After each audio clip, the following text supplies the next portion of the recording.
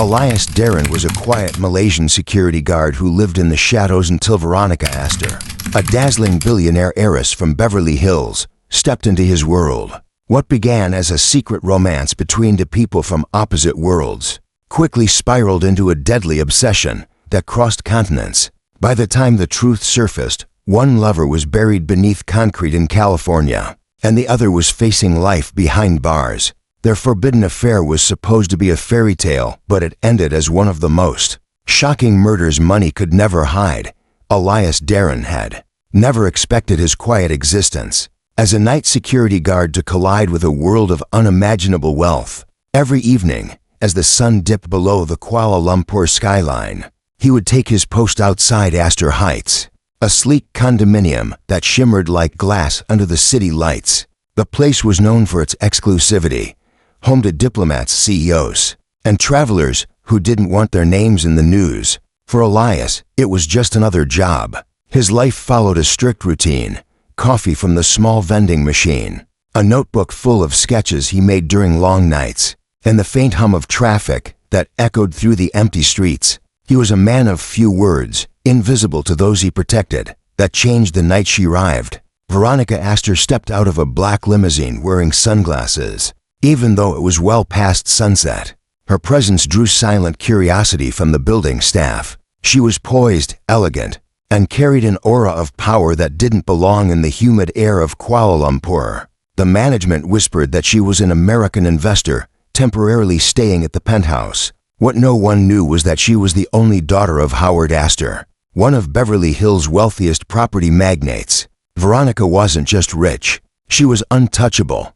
Elias first saw her as she crossed the marble lobby. She didn't glance at him, yet something about her composure struck him. Every night afterward, her routine became part of his. She would return late, often alone, stepping out of expensive cars and into the silent corridors. Sometimes she would pause near the front gate, as if thinking about something deep and unspoken. Elias would simply open the door, nod, and watch her disappear into the elevator. Weeks passed like this, each encounter brief but strangely magnetic. It was during one of those humid nights, when rain poured relentlessly, that Veronica finally noticed him. She had come down to the lobby after midnight, barefoot, holding a glass of wine. Elias offered her an umbrella, and she smiled faintly, a moment so small, yet enough to stir something in both of them. From that night, the unspoken connection between them grew. She began to linger near his post, leaving behind subtle traces of her presence. A faint perfume in the air, a half-finished note on the security counter, a look that said more than words ever could. Elias found himself thinking about her constantly.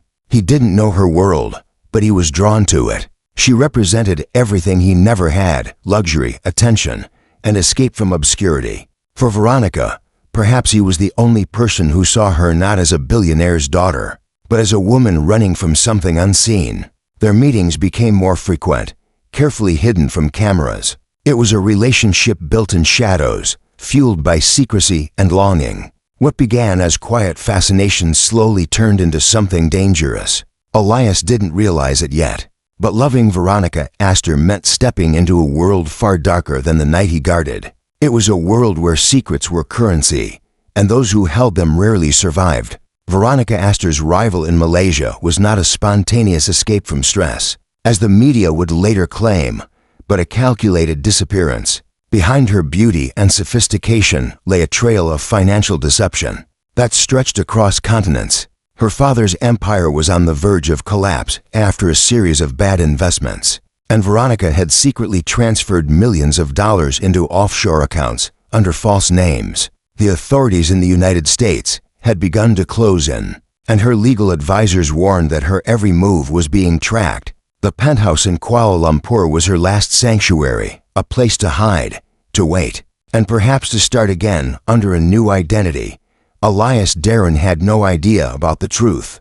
To him, Veronica was just a woman burdened by loneliness. When she invited him to help carry her groceries one evening, he thought nothing of it.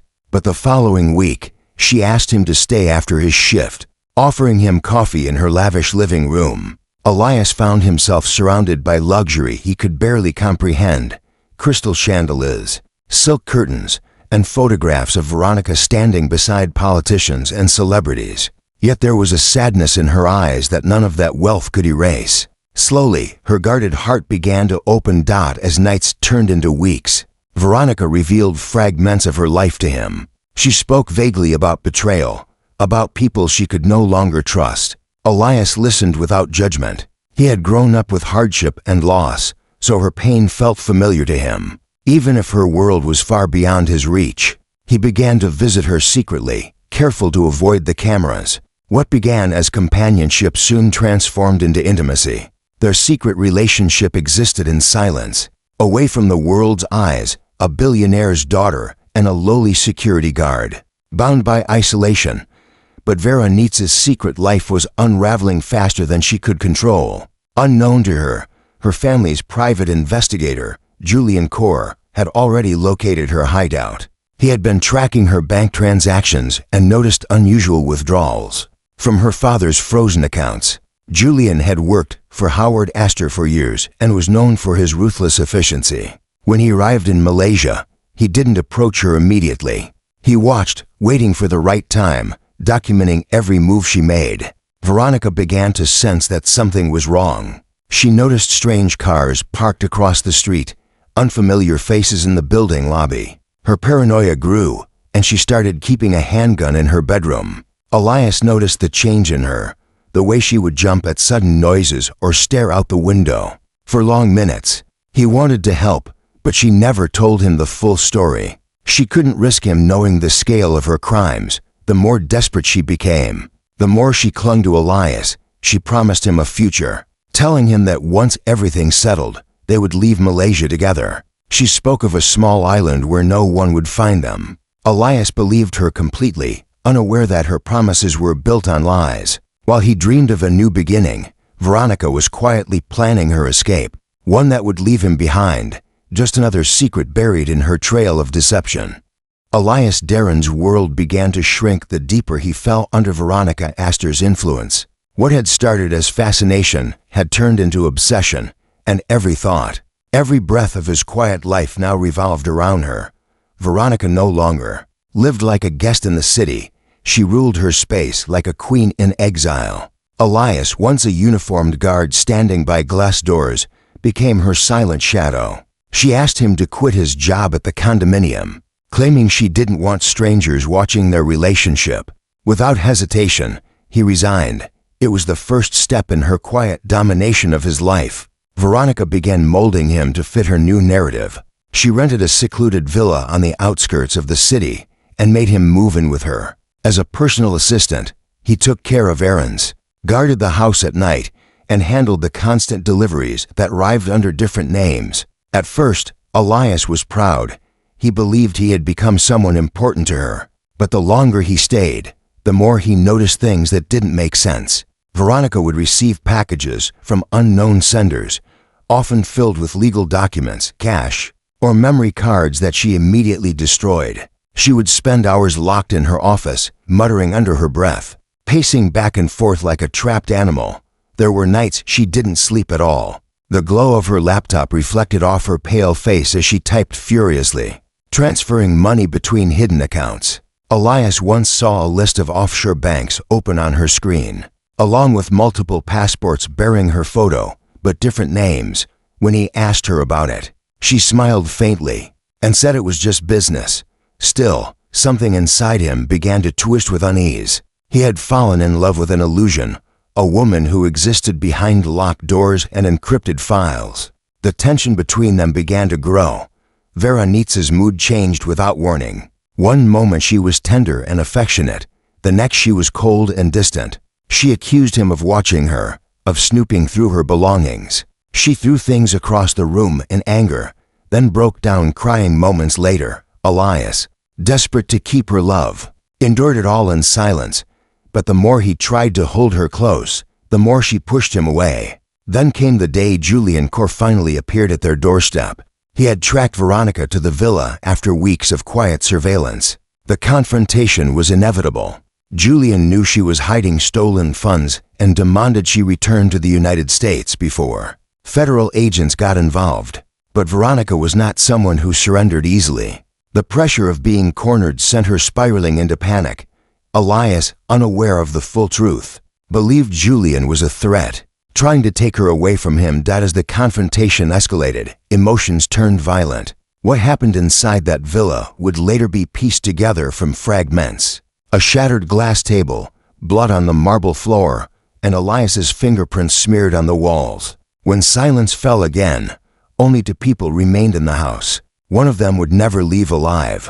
The night of the murder at the Astor Heights villa began like any other humid Malaysian evening, with the slow buzz of insects outside and the faint hum of distant traffic. Elias Darren sat in the living room, staring blankly at the security monitors while Veronica paced the floor upstairs. For days, she had been on edge. Her eyes were hollow, her movements frantic. She hadn't eaten properly, and her phone rang constantly with calls she refused to answer. The pressure from Julian Corr's sudden rival had broken her composure. She believed everyone was conspiring against her, even Elias.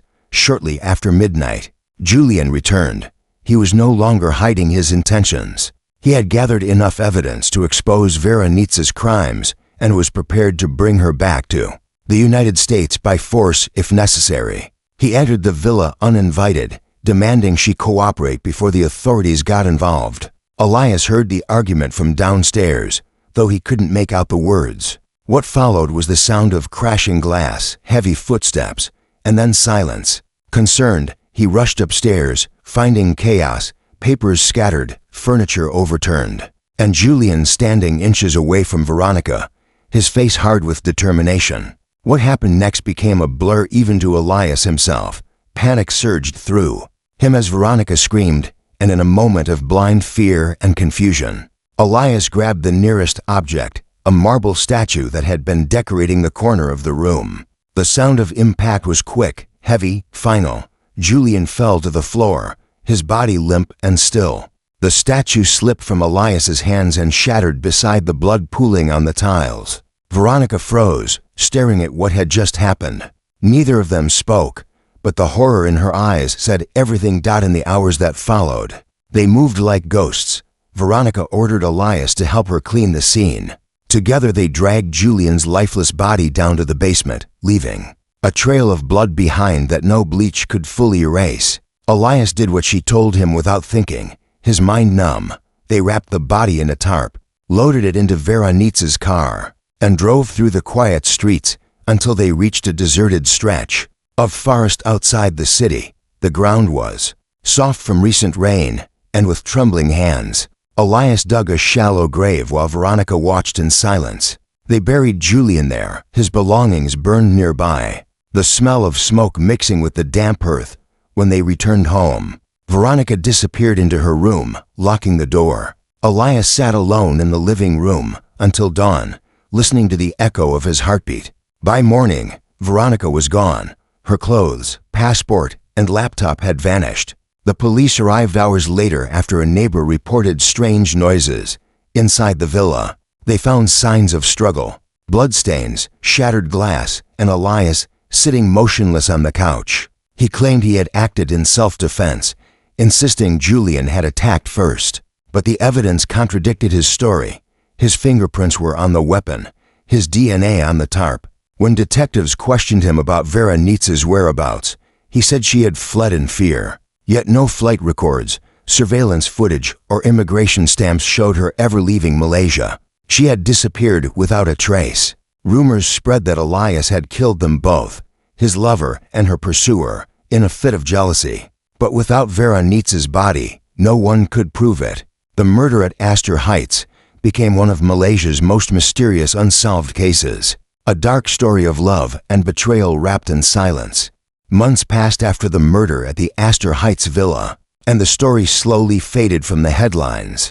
Elias Darren was released due to lack of evidence. Without Vera Nietzsche's body, the prosecution had nothing solid to hold him. He walked out of custody a free man, but the freedom tasted bitter. The villa had been sealed, the investigation quieted, and the forest where Julian Corr was buried had long been washed clean by rain. Elias tried to start over, moving to a small town near Selangor, working at a factory under a false name. He kept to himself, rarely spoke to anyone. and lived with the haunting thought that Veronica might still be out there, watching, waiting, or perhaps buried where no one would ever find her. Meanwhile, thousands of miles away, a construction crew in Beverly Hills began renovations on one of the Astor family's unfinished mansions. The property had been abandoned since Veronica's disappearance, a symbol of her father's declining empire. When workers began digging the foundation for a swimming pool, they unearthed something shocking: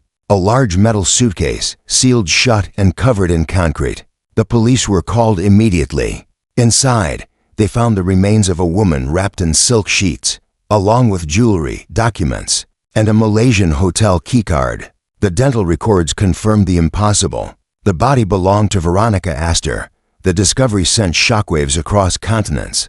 Investigators from Interpol and the LAPD reopened the case, connecting the keycard to the villa in Kuala Lumpur. It became clear that Veronica hadn't disappeared or fled. She had been murdered and smuggled back to the United States. The only person who could have done it was Elias Darren. He had access to her belongings, her passports, and her travel routes. The revelation turned the quiet, soft-spoken security guard into an international fugitive overnight. Authorities traced Elias to Malaysia's industrial district. He had been living under a different name, working night shifts and sleeping in a small rented room. When the police arrived, he didn't run. He simply looked at them, exhausted, as if he had been waiting for this moment all along. During interrogation, Elias said very little. He admitted to burying Julian's body but denied killing Veronica. He claimed she had planned her own death, that she had staged everything to escape both the authorities and her father's control. But the evidence painted a different story. The suitcase had traces of his DNA, and surveillance records showed that he had flown briefly to the United States 2 weeks after the villa murder, staying in a remote area near Beverly Hills before returning to Malaysia. Elias was extradited to face trial in Los Angeles, where the world finally heard the truth. It turned out that after killing Julian, Veronica had tried to fake her own death with Elias's help. She planned to use a corpse from a black market connection and disappear under a new identity. But when Elias discovered she intended to leave him behind, something inside him broke. Overwhelmed by betrayal and obsession, he strangled her in the villa, placed her body in a suitcase, and arranged for it to be shipped to one of her own construction sites in California. A grim irony that would one day expose him. During sentencing, Elias said only one sentence that haunted everyone present in the courtroom: "She promised we'd disappear together." He was sentenced to life in prison without parole. Veronica's father never attended the trial. He died months later, leaving behind a fractured empire and a legacy of tragedy. The story of Elias Darren and Veronica Astor became one of the most haunting tales in modern true crime, a love story that began in secrecy and ended in concrete, where devotion turned to destruction and passion became the weapon that sealed their fates forever.